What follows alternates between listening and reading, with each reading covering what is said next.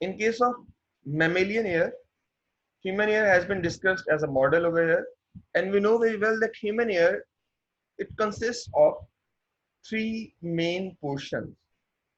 The outer portion is known as outer ear, and outer ear is further made up of these two parts mainly. ये external pinna या external ear है बेटा, और ये है external auditory meatus और external auditory canal. External auditory meatus और external auditory canal. और मेरे बच्चों अभी तक well, two parts in the outer ear, and helix is the upper part of pinna, और external ear का जो pinna है उसका outer part helix कहलाता है। Lower part can be named as lobe. ये lobe free भी हो सकता है और attached भी हो सकता है।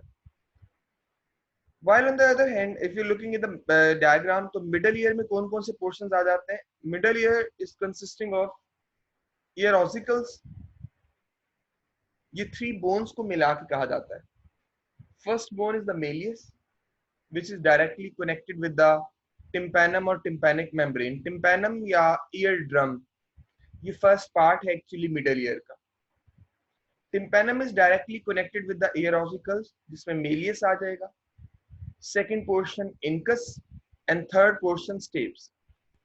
Malleus hammer like होते हैं इसलिए इसका ये नाम रखा गया। First bone जो है malleus, ये hammer like होती है।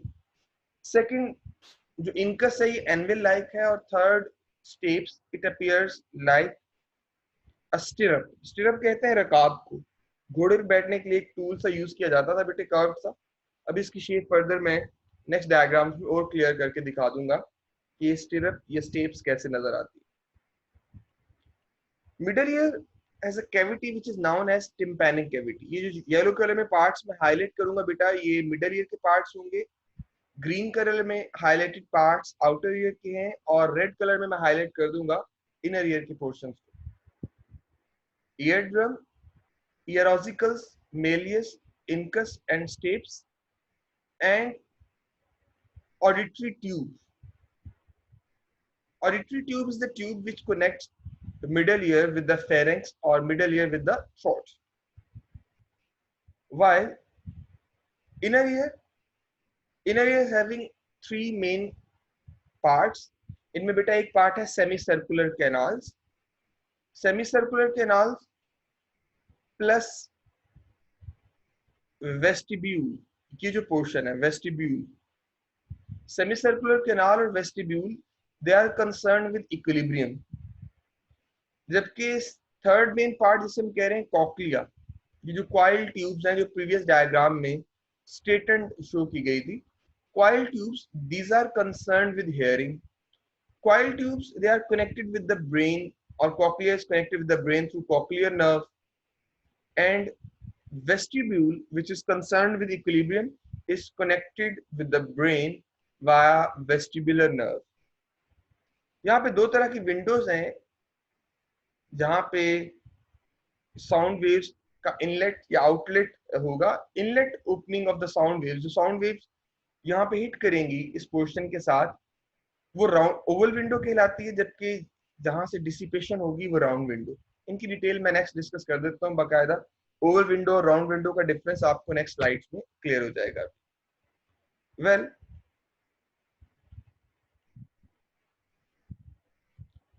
it's the structure of human ear and three main parts: outer, middle as well as inner ear. These are the written lines from your textbook that outer is made up of auricle and external auditory canal. Middle ear consists of tympanum, eardrum, as well as three small ossicles known as malleus, incus, and stapes, and auditory canal, eustachian tube that connects middle ear with the pharynx. It equalizes pressure actually between the middle ear and the throat.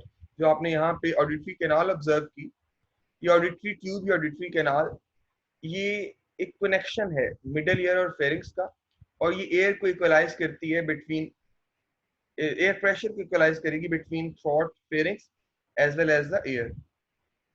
The inner ear has three components. The first two, vestibule and the semicircular canals, they are concerned with detection of equilibrium or balancing of the body. And third one is the cochlea. Cochlea is concerned with hearing. Semicircular canals को अगर आप देखें तो ये different planes में arrange होती हैं. Semicircular canals, each in one plane. Semicircular canals का काम होता है communication of balancing और equilibrium. हम पहले पार्ट में डिस्कस कर रहे होंगे communication with the brain as far as hearing is concern. हम पहले हियरिंग का पार्ट जो है उसको डिस्कस करेंगे और हियरिंग के पोर्शन के बाद हम डिस्कस कर रहे होंगे बेटे सेकंड पोर्शन को, second part which is balancing और इक्विलिब्रियम. अभी मैं ये शेयर करना चाह रहा हूँ आपके साथ एक वीडियो यहाँ पे, just 1 minute.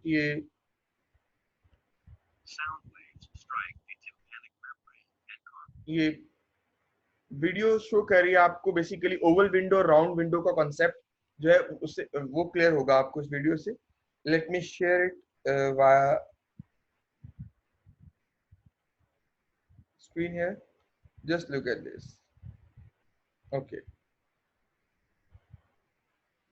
I hope so you looking at the video. आपको वीडियो नजर आ रही है और इसमें ये कॉक्लिया का स्ट्रक्चर थोड़ा सा एनलार्ज किया गया. ये जो आपको इसमें लाइट ब्लू कलर नजर आ रहा है कॉक्लिया के अंदर, इट्स कॉक्लियर फ्लूइड, जिसको डिफरेंट नेम्स दिए जाते हैं, Scala tympanic and Scala vestibuli. और ये जो बीच में लाइट ब्राउन कलर या ये जो लाइंस नजर आ रही है कॉक्लिया के अंदर, ये बेसिलर मेम्ब्रेन है बेटा. ये सेंसरी मेम्ब्रेन है जो डिटेक्शन करती है साउंड वेव्स की. Just look at the video please.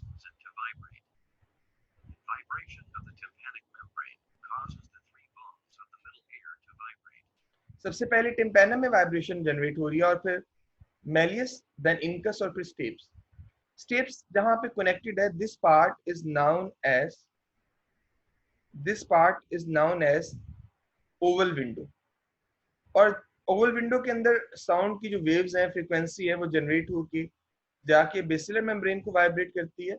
और फिर बेसिलर मेम्ब्रेन को वाइब्रेट करने के बाद ये डिसिपेशन जहां से होगी, वो डिसिपेटिंग पार्ट है बेटे राउंड विंडो. ये सेकंड सर्कल जो मैंने बनाया ये राउंड विंडो के गिर्द. ओवल विंडो और राउंड विंडो बेसिकली ये साउंड फ्रीक्वेंसीज को रिसीव करने के लिए और आउटपुट जो है उनको आउटलेट देने के लिए. जबकि इस वीडियो में आपको दो तरह की फ्रीक्वेंसीज नजर आ रही होंगी. First short wave frequencies which are being received at the start in the cochlea. और बेसिलर मेम्ब्रेन में कुछ सेंसरी हेयर सेल्स का जिक्र करेंगे अभी हम अगली स्लाइड्स कि बेसिलर मेम्ब्रेन के सेल्स कनेक्टेड हैं इस येलो कलर की नर्व के साथ. That nerve which is highlighted in yellow color over here, ये कॉक्लियर नर्व है. और कॉक्लियर नर्व हियरिंग यानी वाइब्रेशन का मैसेज कन्वे करेगी to the brain for further processing. तो इस वीडियो की आवाज आप साथ साथ सुन लीजिएगा.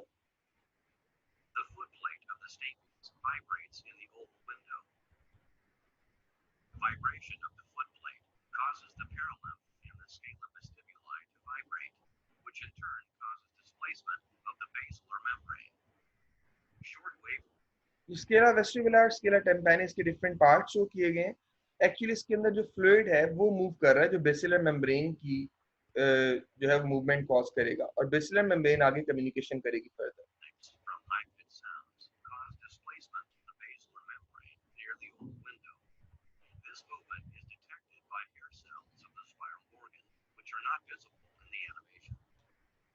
वो हेयर सेल्स हम अगली स्लाइड्स में शो कर लेंगे बेटा, अगली स्लाइड्स में हम देख लेंगे.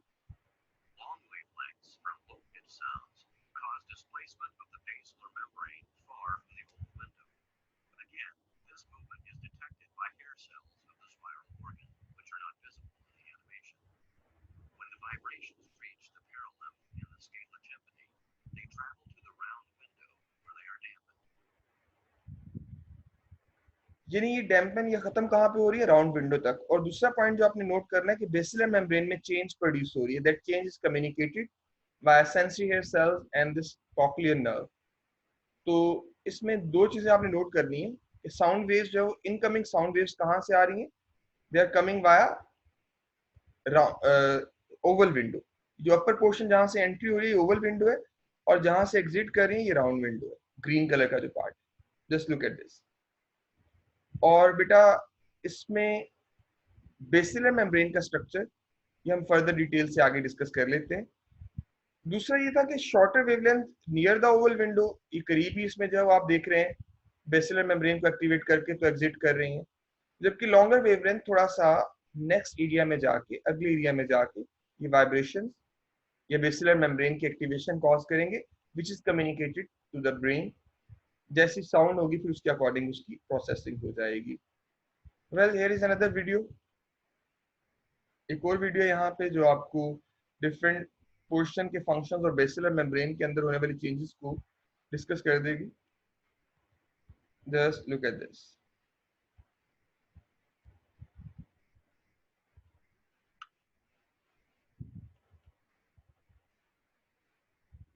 आई होप सो ये सेकंड ये जो स्लाइड लाइक वीडियो ये आपको नजर आ रही होगी। यहाँ पे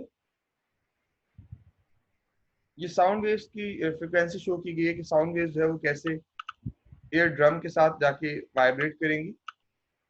फिर देखिएगा ईयर ऑसिकल्स को कैसे वाइब्रेट करते हैं। ईयर ड्रम के साथ जैसे ही कोई साउंड आके हिट करेगी, ईयर ऑसिकल्स वाइब्रेट करेंगी, मेलियस इनकस स्टेप्स, और मेलियस इनकस स्टेप्स जो है उनकी वाइब्रेशन के बाद ओवल विंडो तक मैसेज कन्वे होता है। ये जो येलो कलर की लाइन इसमें आपको नजर आ रही है, this yellow colour line is actually basilar membrane, जिसके अंदर चेंजेस आपने नोट करनी है अभी फर्दर कि चेंजेस क्या इसमें मजीद आ रही होती हैं when sound waves are received. Just look at this.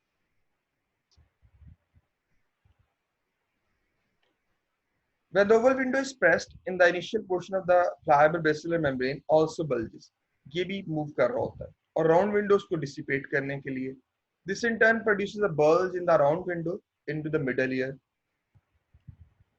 Further, ये जो येलो ग्रीन कलर के टॉप पे ब्लू कलर में मूव करते हुए सेल्स नजर आ रहे हैं, these are sensory hair cells of the basilar membrane, जिनके अंदर एक्शन पोटेंशियल जनरेट होगा जब बेसिलर मेम्ब्रेन मूव करेगी, और वो एक्शन पोटेंशियल आगे नर्व तक पहुंचता है फिर ताकि कम्युनिकेशन हो सके। These are the sensory hair cells. ये बेसिलर मेम्ब्रेन के अंदर वेव्स ट्रेवल कर रही हैं, और जब ये वेव्स ट्रेवल करेंगी तो सेंसरी हेयर सेल्स उन तक भी इनकी कम्युनिकेशन होगी। डिफरेंट टाइप्स की साउंड वेव्स जो बेसिलर मेम्ब्रेन को डिफरेंट वेज में या डिफरेंट पॉइंट्स पे वाइब्रेट कर रही होती हैं। ये फ्रीक्वेंसीज मल्टीपल और ये लो पिच या हाई पिच साउंड्स जो डिटेक्ट हो रही होती हैं वाया बेसिलर मेम्ब्रेन की। बेसिलर मेम्ब्रेन में कितनी चेंजेस आती हैं उसकी मूवमेंट में। यूजुअली हम कॉम्प्लेक्स साउंड रिसीव कर रहे होते हैं जिसमें at the same time different points पे बेसिलर मेम्ब्रेन पे चेंजेस प्रोड्यूस हो रही होती हैं, और ये डैमेजेस हैं डिफरेंट, ये उसके इफेक्ट्स हैं। ये it's not concern with topic कि बाजुकात ये डैमेज भी कर सकता है एयर ड्रम को या बेसिलर मेम्ब्रेन या दूसरे पार्ट्स ऑफ द ईयर को।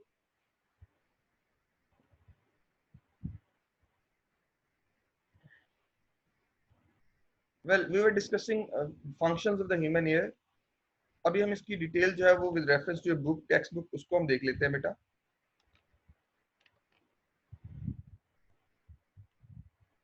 If mammalian ear functions are discussed, they can be described in following points: that sound waves that enter the outer ear and create pressure waves that reach the tympanic membrane. Air molecules under pressure vibrate the tympanic membrane, and these vibrations will move the malleus. Malleus किसको move करवाएगा आगे? Malleus moves the incus और incus moves the stapes. Stapes oval window के साथ connected होता है, और stapes की vibration oval window की vibration cause करेगी.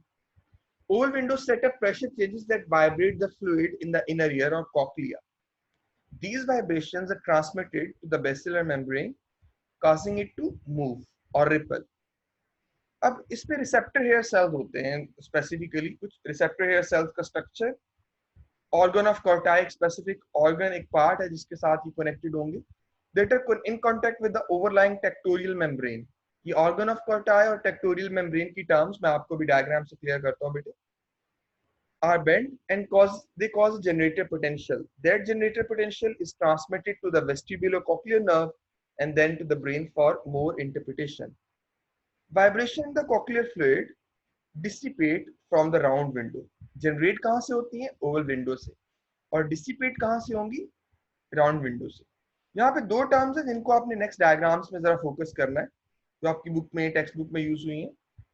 What is organ of Corti and what are tectonial membrane which are causing a bend and then communicating sound waves to the next part for further interpretation. Just look at this. It's again the structure of human ear shown over here. और इसमें human ear में हम specifically focus कर रहे होंगे inner ear के structure पे, cochlea पे। कॉक्लिया का क्रॉस सेक्शन शो किया गया है with bone, cochlear duct, vestibular canal, tympanic canal and auditory nerve. इसमें जिस पोर्शन को आपने फोकस करना है that is organ of Corti, जो कि एनलार्ज फॉर्म में शो किया गया। Organ of Corti is surrounded by a covering that is tectorial membrane with multiple hair cells in it and other supporting cells. ये hair cells और supporting cells basilar membrane के ऊपर मौजूद है।